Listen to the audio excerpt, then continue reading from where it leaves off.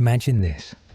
You're alone in a house you barely know, surrounded by darkness so thick it feels alive.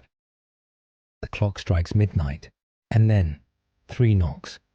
Slow, deliberate, and impossibly loud. What do you do?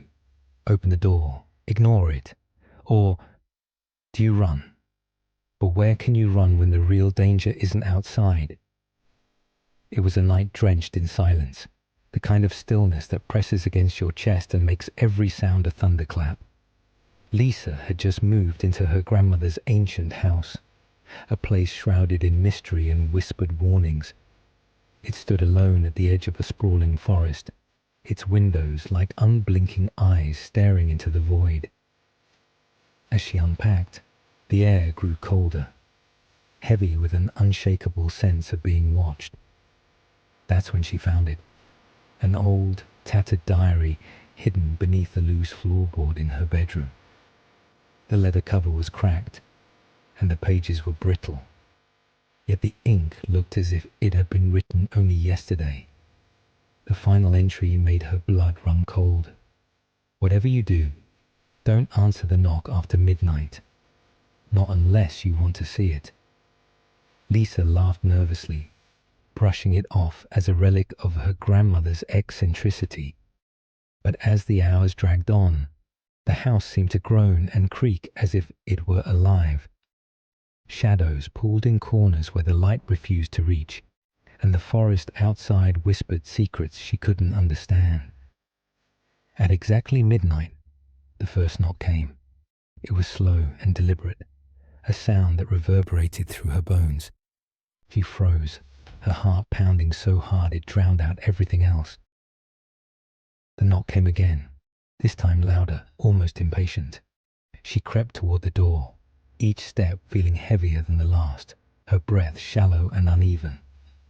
Peering through the peephole, she saw nothing, just the inky blackness of the night. But then came the voice.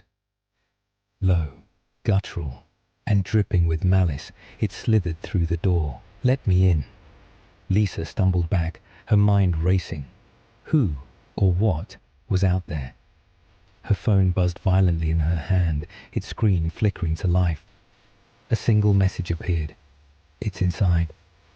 Panic surged through her as she spun around, scanning the room. The air was thick with an oppressive energy, and the shadows seemed to stretch and writhe like living things. Then she heard it. Faint, almost imperceptible footsteps above her. The diary had warned her about the knocking, but it hadn't mentioned this. She clutched the diary, flipping through its pages frantically. The words seemed to shift and blur, but one sentence burned itself into her mind. "They're not outside. They're waiting for you to look." A chill ran down her spine as the temperature in the room plummeted. The footsteps grew louder, descending the stairs. Lisa grabbed a flashlight and bolted toward the basement, the one place she felt she could hide. But the basement was worse. The air was damp and foul, reeking of decay. She noticed scratch marks on the walls, deep grooves as if something had been clawing its way out. In the center of the floor was a small wooden box, its lid slightly ajar. Trembling, she opened it to find a mirror, its surface rippling like water.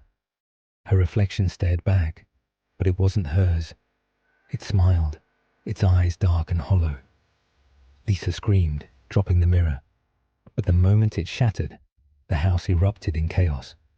The walls seemed to bleed a thick black substance, and the distorted voice echoed all around her, laughing with a madness that made her knees buckle. She tried to run, but the shadows swallowed her path. The diary fell from her hands, landing open on the floor. The pages were now blank except for one phrase written in bold, jagged letters. "You've let it in."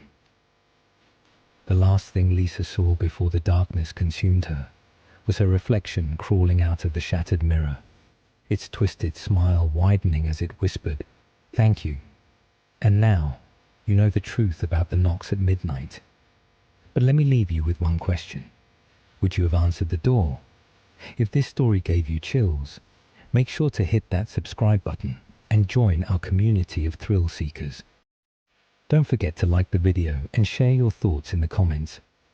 What would you have done if you were Lisa? Your support helps us bring you more spine-tingling tales like this one. Stay curious and stay brave.